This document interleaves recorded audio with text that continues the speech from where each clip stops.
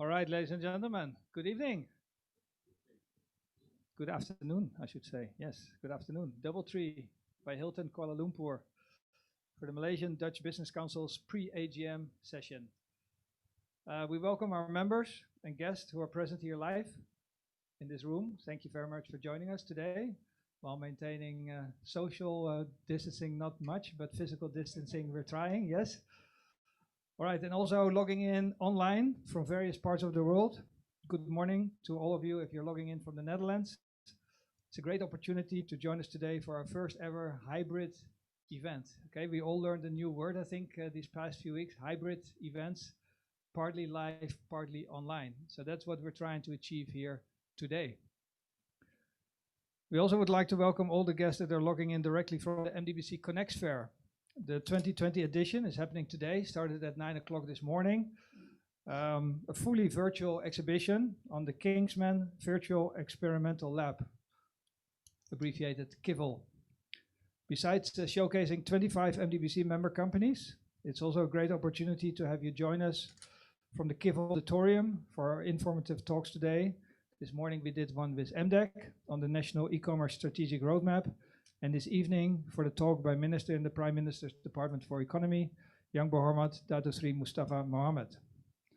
We've been working very closely together with YB Berhormat during his time as Minister of International Trade and Industry, when he was also the patron of the MDBC and regularly attended our functions. Tomorrow I would like to share Tokpa is turning 70 years old. Yes. And we have full respect for the strong motivation which he displays on a daily basis to give it all for this country. So yes, where is he? It was much regret that we, as well as Dato Sri, have to announce that the minister was called to, guess where, Sabah. Because as you know, something of major importance for Malaysia is happening there right now, the Sabah state elections. And we are in the last days of campaigning. So on behalf of MDBC and the Minister, our sincere apologies. As he still wanted to address the MDBC members, the Minister has pre-recorded his speech before his departure, which we will play in a moment. Okay, so he will still be present with us. At this moment, at this particular moment, the Minister is scheduled to be campaigning in the Sabah interior. We checked if he could join us live via Zoom or a WhatsApp video call to interact with our audience. But as we all know from the recent Viviona Sabah Treetop Girl case, there might not be sufficient internet connection in that part of our country.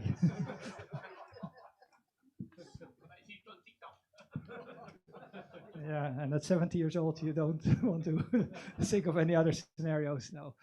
No, we really tried. He tried with his team. I've been discussing this for the last couple of days when it was known that he had to go out. And yeah, just it's happening. We all know it's happening at this moment. Okay.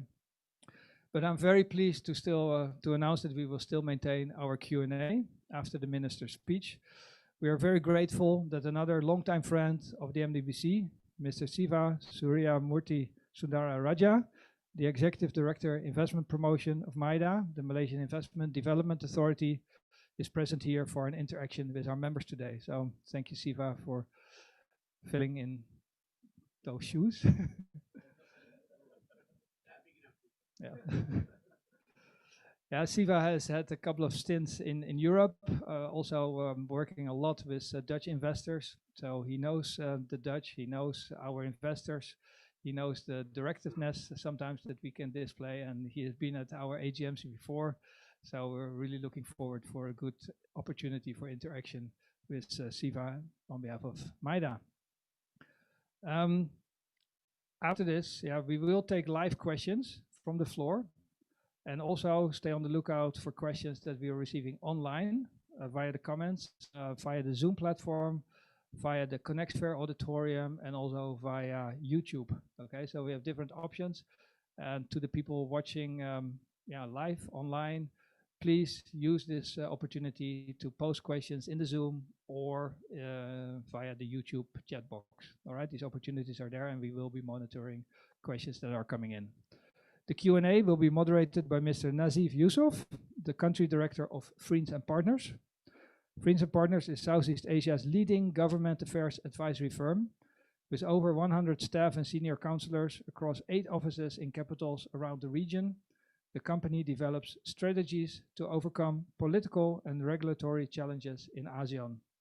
You might have attended a political impact of COVID-19 in Southeast Asia webinar, which Friends and Partners is organizing on a weekly basis. And one of them was done with MDBC, I think just over a month ago, 6 weeks ago, with all their country directors being present. So that was a unique opportunity to hear an update from all the countries around us.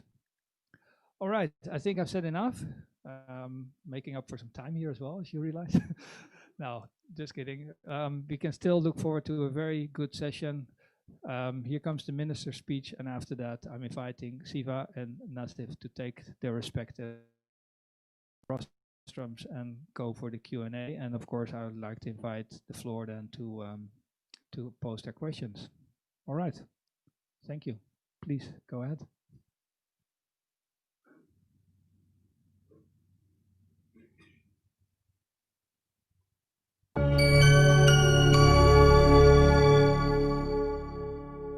Mr. David Navis, Deputy Ambassador to the Kingdom of the Netherlands, Chairman of the Malaysia Business Council, Zainul Rahim, Executive Director of MDBC, Mr. Marco Winter, Board of Directors of MDBC, my friends at the MDBC and the Embassy of the Kingdom of Netherlands. Ladies and gentlemen, good morning. As patron of the Malaysia Business Council for 8 years, between 2010 to 2018, please allow me to welcome all of you to this year's annual general meeting. Thank you for giving the opportunity to speak at this year's AGM. It gives me great pleasure to address all of you here today. I hope you're all healthy, well, and keeping safe during these trying times. Firstly, due to unavoidable circumstances, let me apologize for being unable to make it in person to the AGM this year.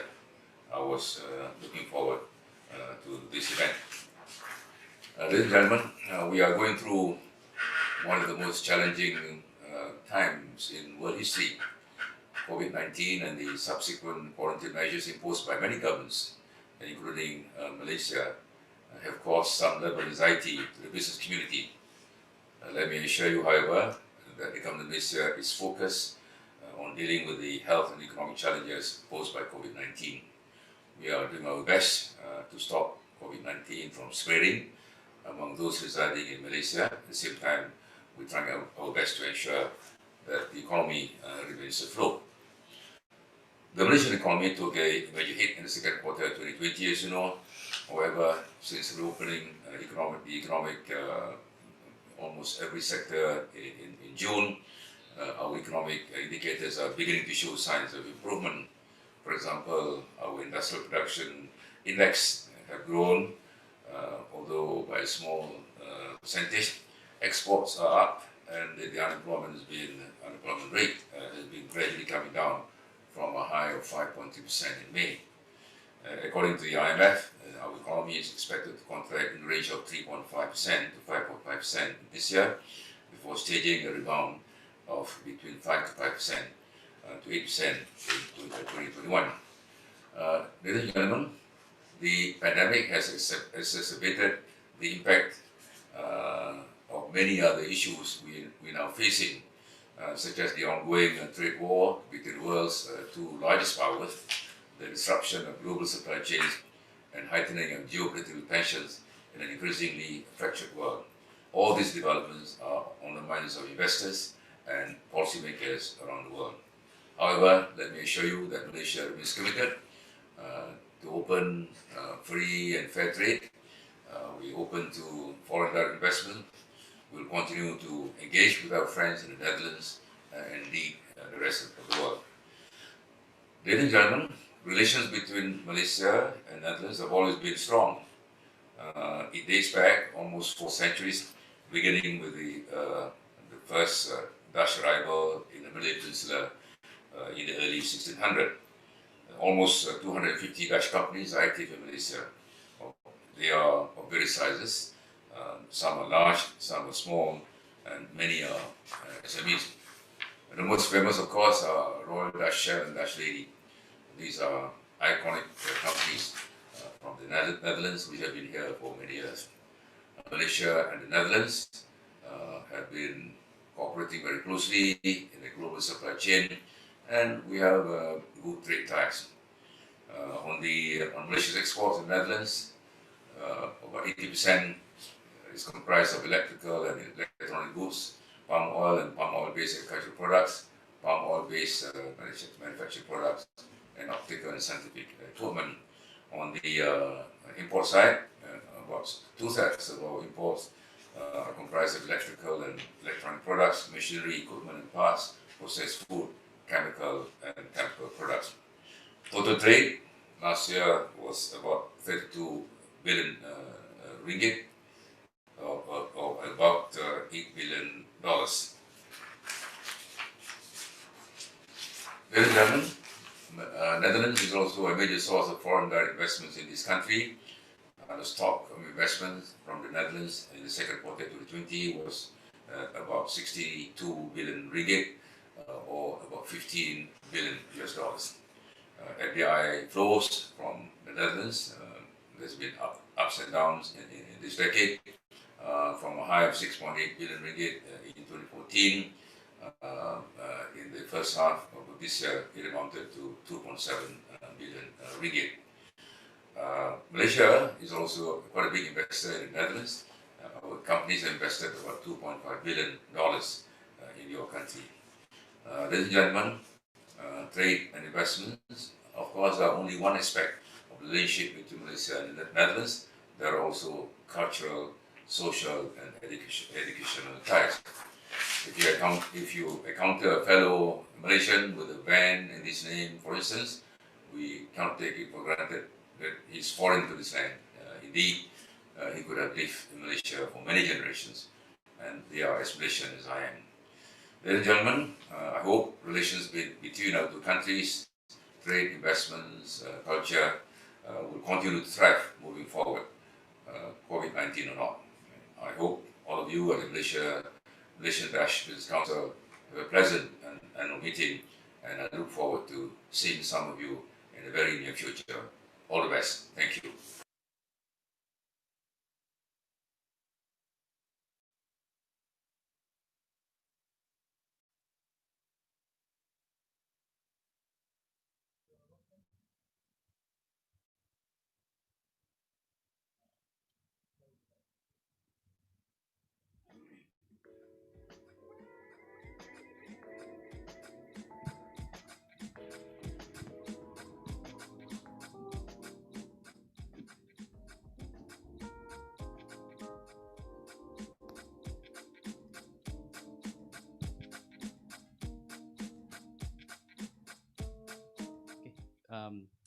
Thank you very much, Marco, for the invitation to moderate this session with Mr. Siva.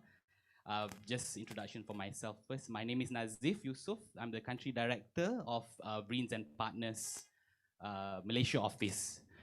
So Vreens and Partners, just a bit of a background. We are a corporate advisory firm, as mentioned, specializing in really updating our multinational clients on government policies, government directions in various sectors, ICT, healthcare, and transportation, and others. So very pleased to have Mr. Siva with us today to take some hopefully interesting and potentially tough questions regarding the current situation. Unprecedented times, as the minister mentioned, right? The twin challenges, both on the economic front as well as the government front, obviously, in dealing with COVID-19.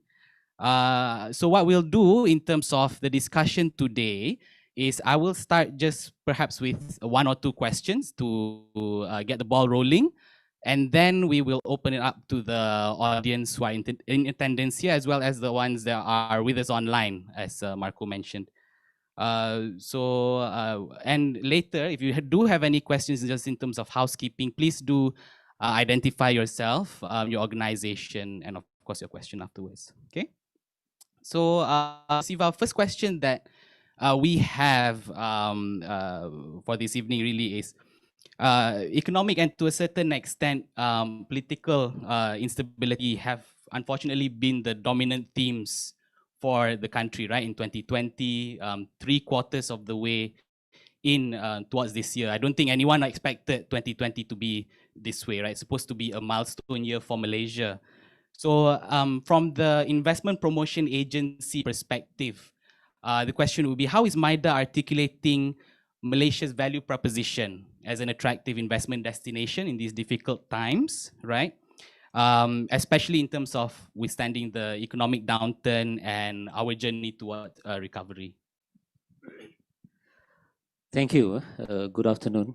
First and foremost, I would like to thank Mr. Marco for inviting me. Oh, yes. Put you on the spot. For this event.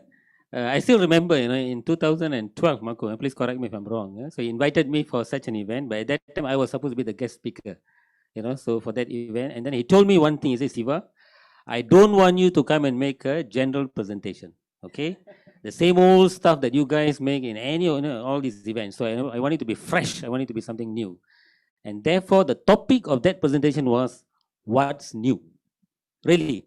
Yeah, so I wanted to share what's new with regards to MIDA. At that time, we did our, restructuring, rebranding, exactly. Yeah?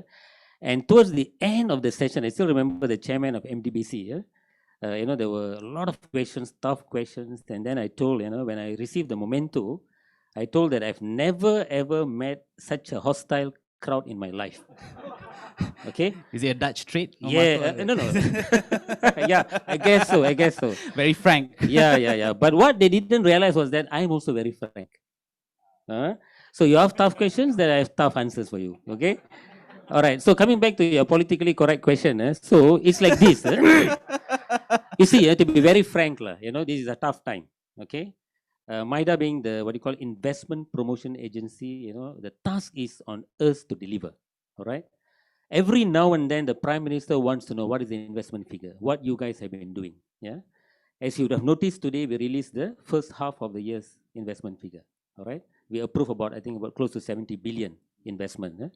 If you compare that to the last corresponding year, it was about 105 billion. So there is a drop of about 30 to 40%. Decline in the overall investment approval. But what is worrying is the approval of FDI. There was a big drop. Okay. But then again, you see, as far as MIDA is concerned, what you see is those figures that we approve. Am I right? What you don't see is those projects that we are negotiating. All right. And you also don't see the number of projects that we have in hand and we are evaluating. Okay. The one that we have in hand, we are evaluating is about 700 odd projects. Yeah, investment is quite huge. But what is more important is the leads. Am I right? Yeah. So we are tracking the leads. It's my duty to ensure that our 20 overseas centers, have the figures. We work, even whether COVID, no COVID or whatever, those leads that we have been working on over the last 1 year, 1.5 years, it has to be realized. All right. So we are working very hard, making sure that leads becomes application received and eventually it will be approved by this year. That is our target. And that is our commitment. In fact, when we go to Economic Action Council, we were there 2 weeks ago.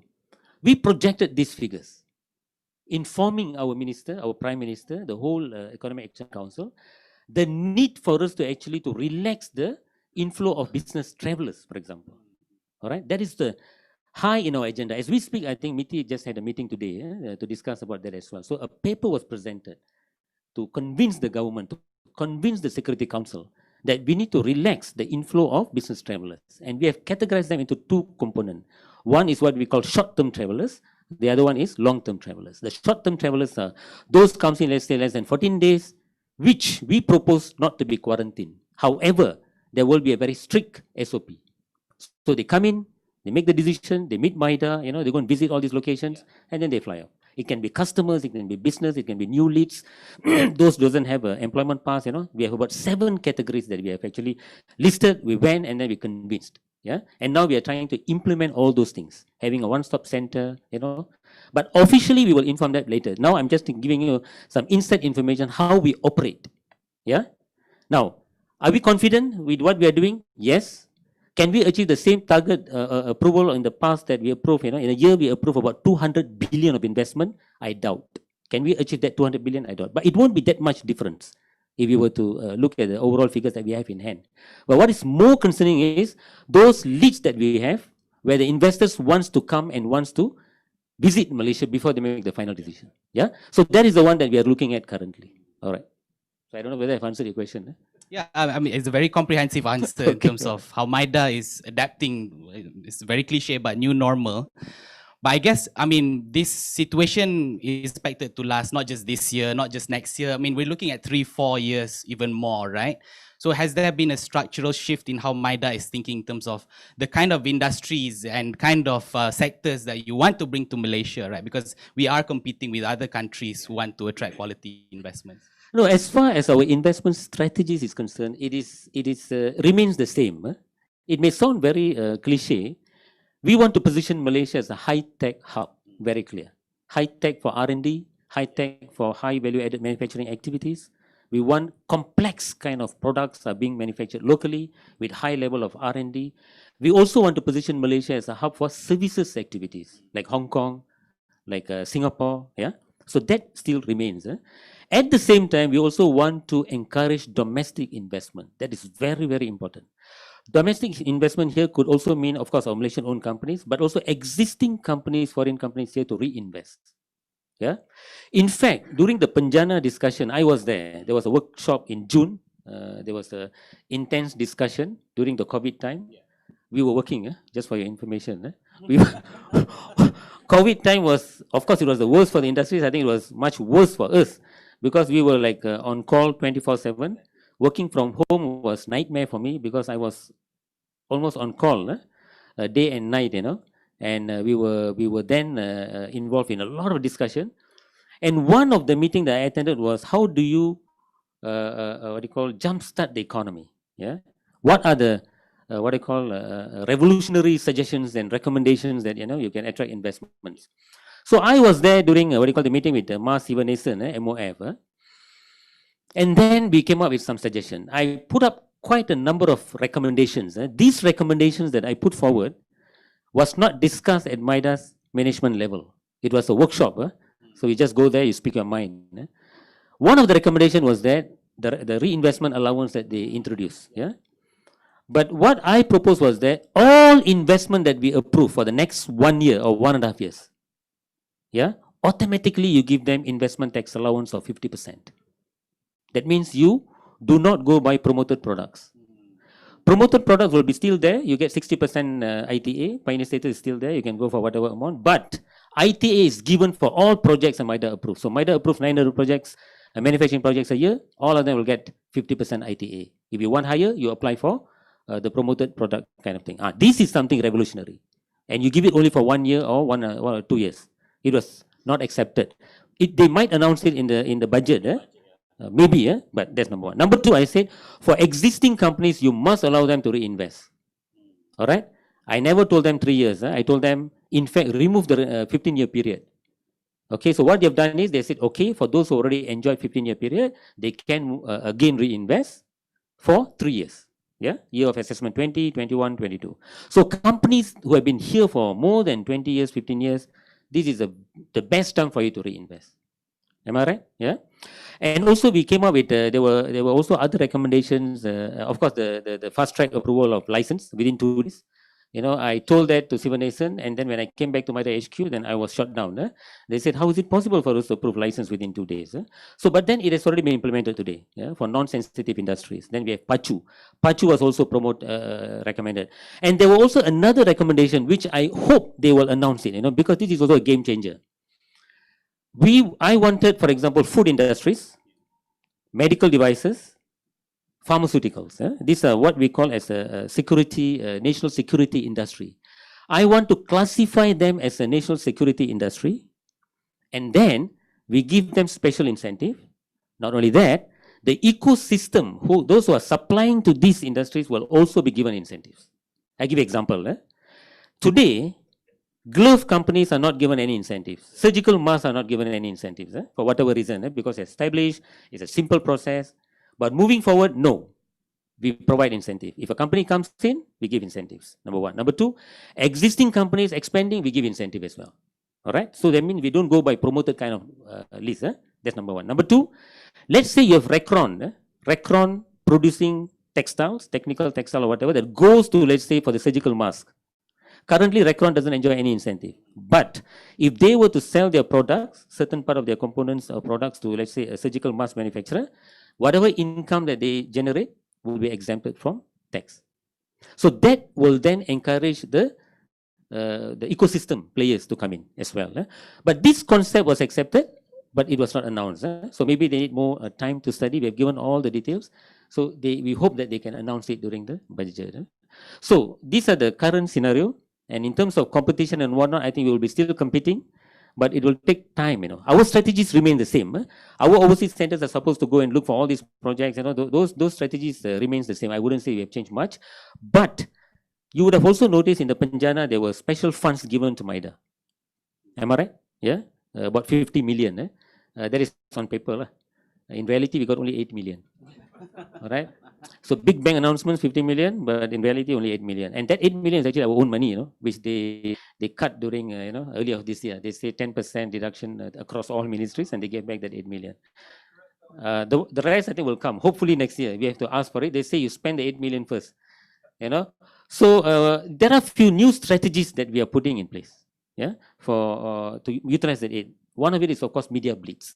Yeah, so media blitz, international, local. So we are going to hire companies. To have all this advertisement, editorial, and whatnot. Number one. Number two, we need desperately a PR company. Yeah, a PR company. Yeah. So we're going to hire an international professional company to position Malaysia. Yeah. As a preferred investment destination. Yeah? So with international branch all over the world. So when you do a media release like what we did today, it will be then translated and then it will be then blasted all over the world. So we have a lot of grand ideas, including maybe hiring some what you call professional leads generation companies, for example, to assist like what EDB is doing. Yeah? So there are a lot of ideas which we need to put in place in the next couple of weeks, I would say. Yeah? All right. Okay, thank you very much for that very comprehensive answers about MIDA's strategies. I think you alluded to, the parameters the government has to work with right now, right? Fiscal crunch, right? The government doesn't have money, right? Obviously. So, in terms of what can the private sector do in terms of working? I want to take a bit more of a reflective role as to what the experience during MCO has been, right? It was a challenge for many companies in terms of re-establishing supply chains, right, that were disrupted because of the movement control order. What have been some of the lessons on MIDA's part from that experience? And how are those lessons being translated into government policy from now moving forward, right? Different countries, we're listening to the UK saying that they're going to probably go into another lockdown, right? The second wave or the third wave in Malaysia here. Is there any kind of thinking on the government front as to what are the lessons learned, and then how can the government and MIDA especially as the interface with the foreign business community, what are they doing to being proactive to prevent things like that? Okay, with regards to this, what you call lockdown and also the shutdown of the industry in the beginning, I must say this, I was directly, of course, involved. MIDA was involved, MITI was involved, and then I would say, if you were to ask me, I would say it was one of the darkest moments in the industrial development of Malaysia. You shut down the industry, you don't allow them to operate.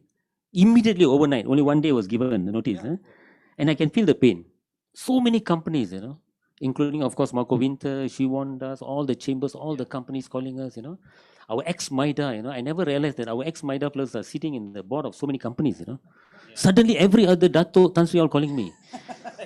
Because they are pressured as well, isn't it? Because they say, hey, you know MIDA better, so please call, So I get all kind of calls.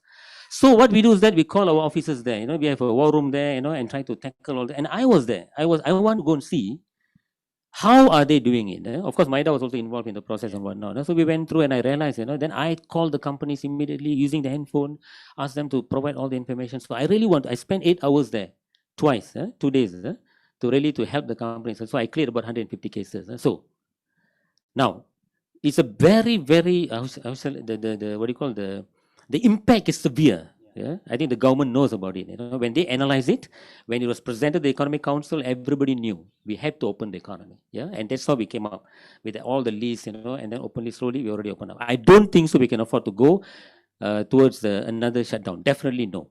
In fact, we want to further liberalize, further allow business travelers to come in. So we are very clear insofar as the policy is concerned. But of course, the cases, the COVID cases is also being monitored very closely. Yeah.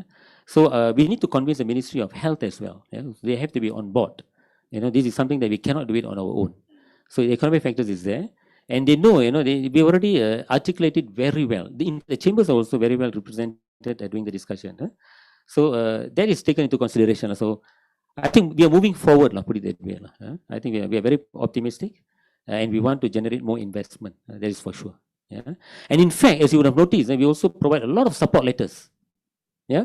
Every now and then we receive a lot of letters, and those industries which have got nothing to do with MIDA directly, we issue support letters. Banks, yeah, personal requests we handle.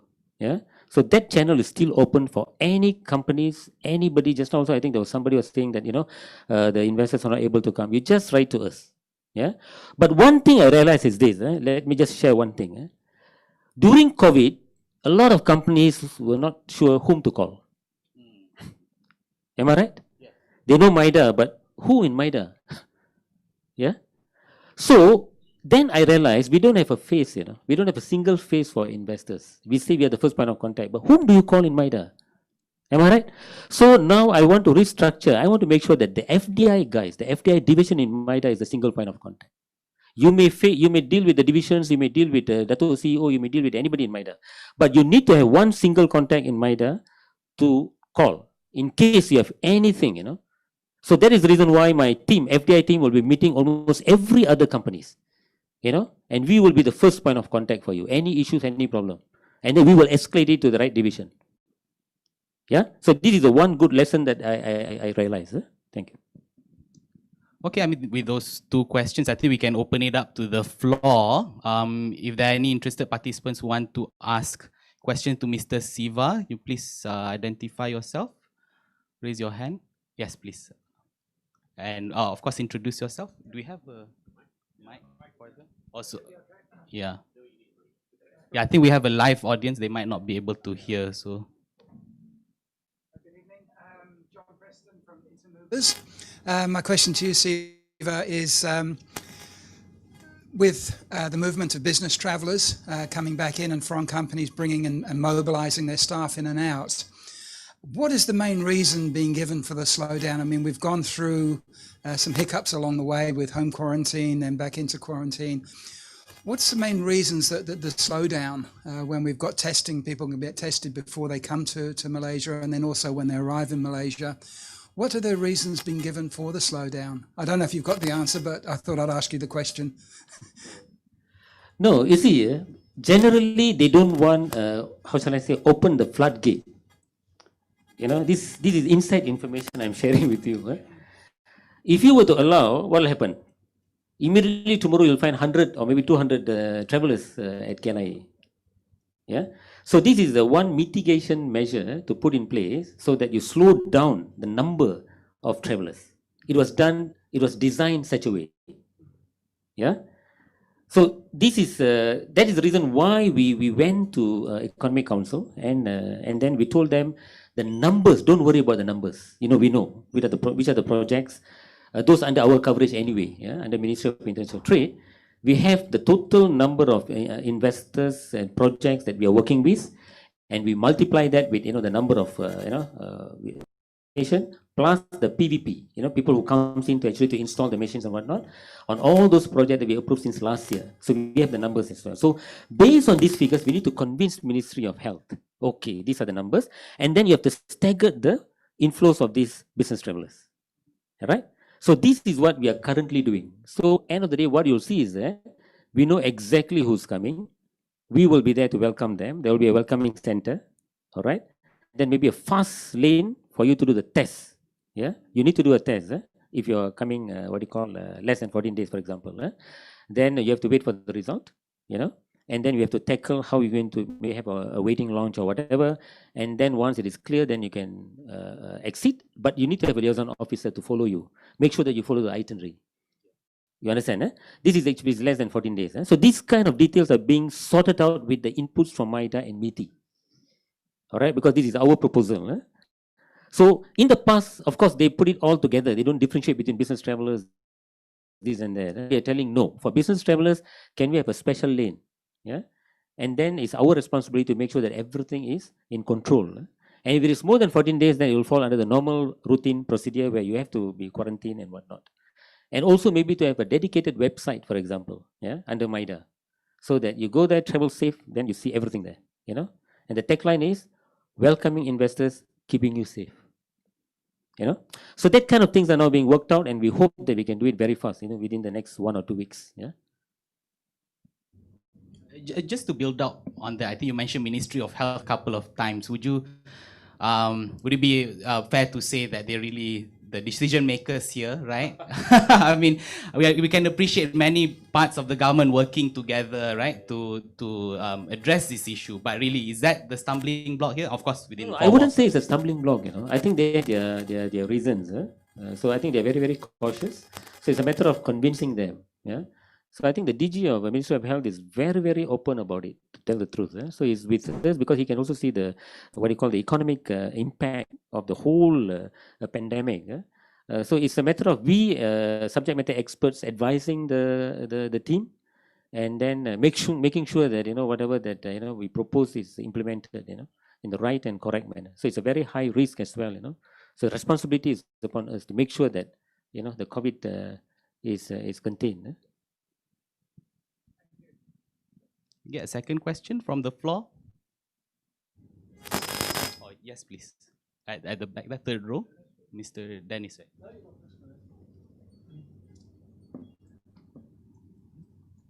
Hi, Mr. Siva. I'm Dennis from Eurogain sector. Actually, throughout your talk just now, I was most impressed when you mentioned about putting a face for the context. So mine is not really a question, it's more of a comment. My experience is actually for the application of the representatives that MIDA is handling. So I have a client who's in the Netherlands right now, and he's trying to get the application through. There were a lot of questions, there were a lot of uncertainties. What I find was a bit disturbing was, we couldn't get the right person. And when we did approach MIDA, I think they just said, just anybody in the department. But every time when we go back to them, it's a different person. So that's the frustration that we had.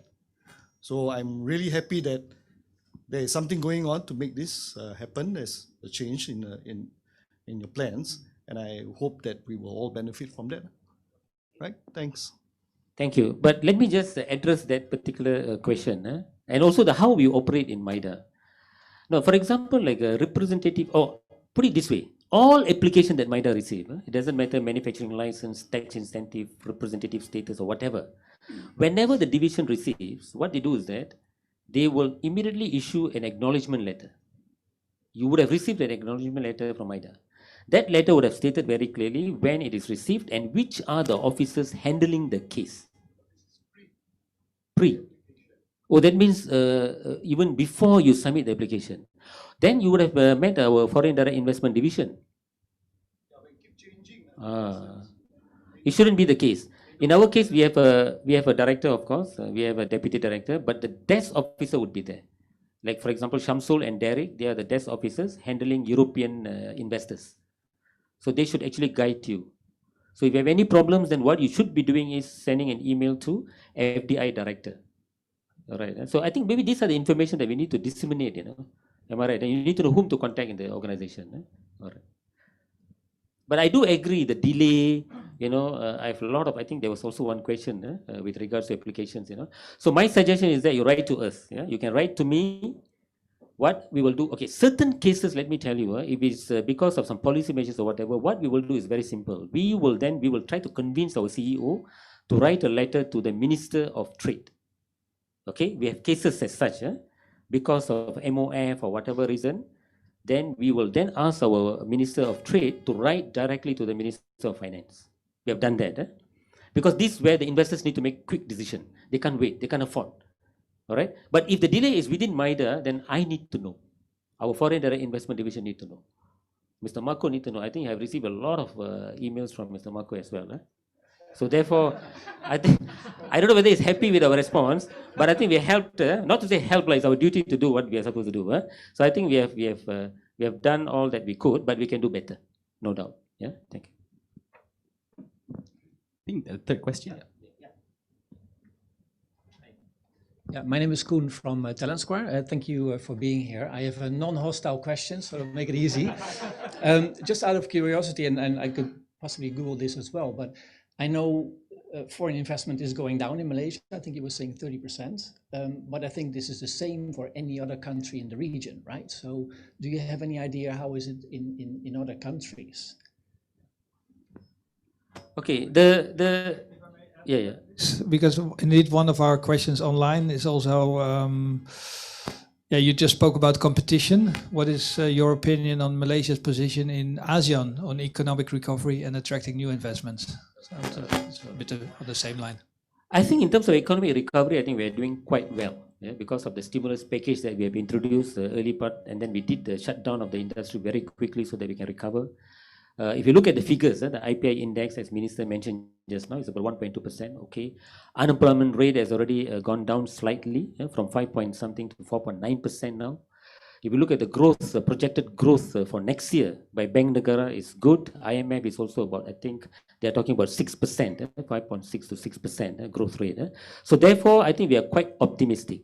In terms of investment figures, there are two figures that generally that we look at. The one that you read in the papers generally are BOP figures. These are balance of payment figures, which is released by UNCTAD. All right, that is where they compare with other countries. So I don't have the figures currently actually for me to tell how we are doing, how we are faring. But what the details that I have is the projects that MIDA approves. All right.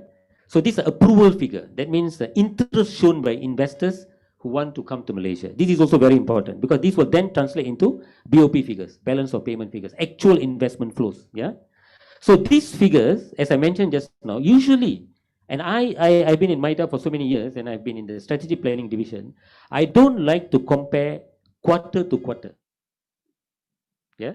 Or half year to half year, the preceding, the previous year. The reason being, some projects we have today, we have not approved it yet. Am I right? We would approve it maybe next week, next month. So these figures, although the figures might have shown a decline figure, that doesn't show a declining trend. Yeah. So the overall figure, as I mentioned just now, last year was 105 billion overall, not FDI. Total investment this year is about Jan to June is about 68 billion. Of course, there is a 40 billion or 32 billion drop. Within the FDI, there's also a bigger drop in terms of percentage. But then, if you look at the projects in hand, as well as the leads, you have to wait until maybe the third quarter to see the actual result. Yeah, and I still have another few more months to chase our overseas centers to perform. Am I right? And I still have these business travelers mechanism to put in place. And we may get some big projects, which we also highlighted to Economic Council. These are the projects that we need to get approved in the next couple of weeks. And this will add up to this. Yeah. So therefore, I'm very confident, to say that the figures, we will try our level best to achieve, definitely not to achieve, but to have a much higher figure than what we have currently. Yeah. Thank you. If I may add on that, please, Siva. Yes, you touched on a nerve here about business travelers, technical travelers, short-term visits, etc. Indeed, we have somebody online from one of the companies that did not yet receive a response despite earlier tries. They really hope that it can be sorted out because they need to start production here. They need technical experts to come in to get part of the factory running again and to restart some of the production, some of the procurement, because other suppliers went down during the crisis. They need to search for new suppliers, and only people from the headquarters are allowed to do that. So No, they just need to get a support letter from MIDA. We can issue the support letter immediately. Yeah? So they need to give us the details. Are we referring to existing company Existing, here? All yes. right, Yep. much easier, much faster. So what they have to do is that they have to write to us immediately. They can write to me personally, then provide all the details. I'll ask my officer to request what are the details that we need. The support letter, we will issue it immediately, addressed to the DG of Immigration. But then the letter, they will have to submit it directly to Immigration. With our support letter, it's much faster to be approved. Yeah. That's under the That is new under My the- Entry, right? Yes, That's the yeah. one. Yeah. Yeah, my entry is now open as well. Yeah, correct. Do you have other questions from our guests online or anyone else in the hall I here? have one, but would love to hear more from the floor, ladies and gentlemen. No? All right, then I'll take this one. Mr. Siva, where do you see a potentially more dangerous impact? The COVID pandemic and health impact, or economic impact causing loss of investment followed by loss of employment? You're not an expert in health, I know that. But yeah, that has been a balance, of course, for the country as well over time. And yeah, I think a lot of people would like to see borders opening more because economic impact might be stronger in the long run. People getting unemployed might be worse than getting COVID. All right, sorry, back to you. No, I don't think so. I can answer that question. Even for us, even for me personally, when I was asked to go to MITI to do that processing, I was a bit worried. Am I right? I have a family, and here we have the 100 plus are sitting there and processing the application. So on a personal basis, it's a risk, but from a government perspective and MIDA's perspective, I think we have to look at the bigger picture. Yeah, we have to look at the numbers. We have to look at science and data. As simple as that. All right, and we are very convinced that this is manageable. We can allow the entry of business travelers under strict SOP. All right, and that was the data presented. So personal views, comments all put aside. So I think we need to open up, and I think we are doing quite well compared to other countries with regards to COVID. So it is a delicate balance, put it that way. And I think we are doing very well so far. Yeah, and we need to do more with regards to investment. That is very clear. That is the reason why this matter was actually discussed at the Economic Council. Yeah. Okay, any other questions from the floor? I think it's almost coming up to our time, right? 6:30. Yeah, maybe one more question. Any more from the Yeah. floor, please? Come on, guys! Don't let him come here next year and tell us that he had such an easy time at the MDBC. You're ruining our reputation. Come on. If I may for a moment, Nazif. Yeah, okay, just a moment. Yeah, you've touched on a few points that have really been very much the contention of the chambers. Of course, we feel the pain of our investors, and as we speak, the last few days we were drafting another letter, even all the way up to the PM, with all these issues, many of which you've just mentioned, getting a better contact person, establishing a better communication between the different levels of authority. Whatever new rules, please discuss them first so we can take the practicalities out of there, that it's going to be easier on the ground to handle, and the communication, because now things are uploaded but are changing again the next day. All those elements, and especially, yes, step by step, let's get more access again, because Malaysia is doing so well. All the SOPs are in place. Everybody that has come back had to be into quarantine. Maybe now the pricing is going up for the quarantine as well, so that will scare off even more people probably.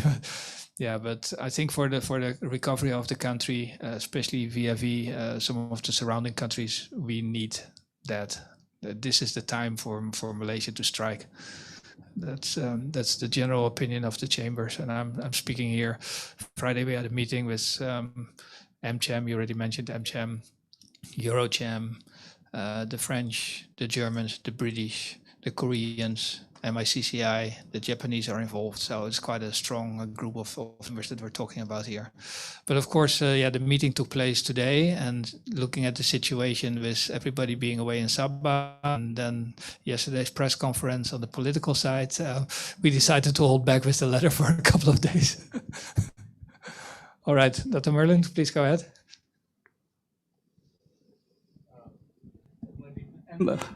Merlin from MDBC. In view of the developments in Hong Kong, and I believe many of the foreign companies with regional headquarters there are looking at relocating. Is Malaysia within their kind of radar, and what is MIDA's strategy towards attracting these foreign companies to relocate? Actually, MIDA, we have our, beside the general investment strategies that we put in place, we also have country-specific strategies. Yeah? How do you handle, for example, companies coming from, let's say, UK due to Brexit, for example? We also have strategies with regards to US-China trade war. Okay, how do you then attract the right kind of companies from China? Not only the Chinese companies, but also foreign companies operating in China. So these detailed strategies we have already put in place. Of course, we don't publicize it. Yeah.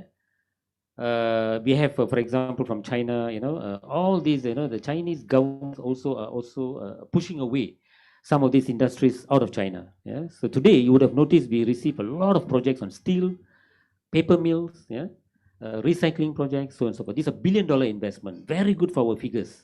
Yeah. For announcement, but it is not good for the country. Yeah? So therefore, there are a lot of projects that we have to hold on, and we have to come up with a policy before we make the decision. But with regards to our strategies to attract the right kind of investment from China, we are very clear. All right, I give example. We are targeting projects, for example, if you're talking about manufacturing, we are looking at made in China 2025 kind of projects, aerospace, high tech and nothing. So we are proactive identifying the companies, meeting them, talking to them. Fortune 500 companies, unicorn companies in China. Similarly, we are also doing the same thing with Hong Kong as well as in Singapore. Targeting all those companies which would then make Malaysia as their hub for global services operations. As we speak, we have about, I think, 86 companies from China which have indicated interest to invest in Malaysia because of all these factors. What is happening in Hong Kong, what is happening in China. And these figures we always update, and also we update our minister as well. Yeah. So we are actually tracking what is really happening. In fact, we wanted to open an office in Hong Kong as well.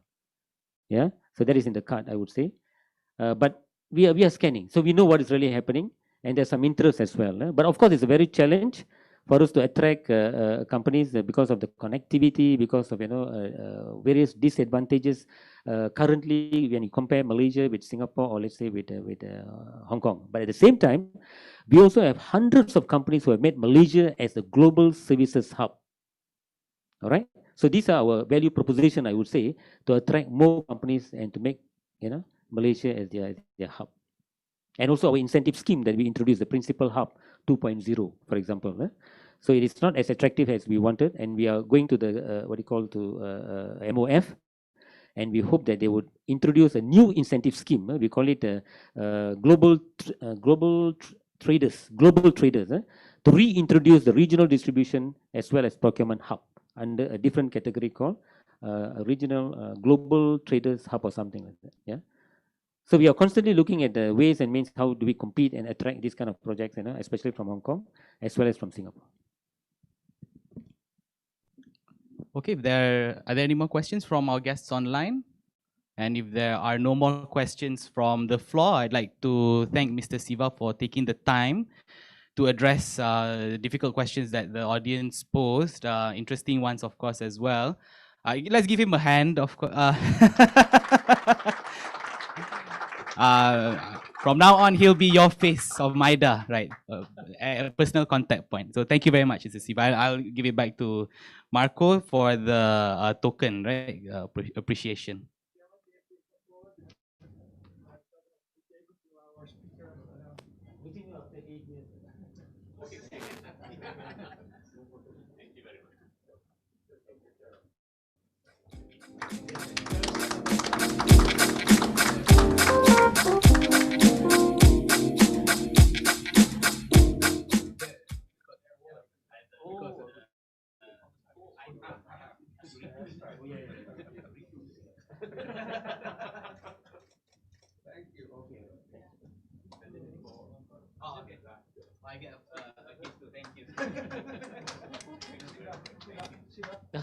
Oh, I see.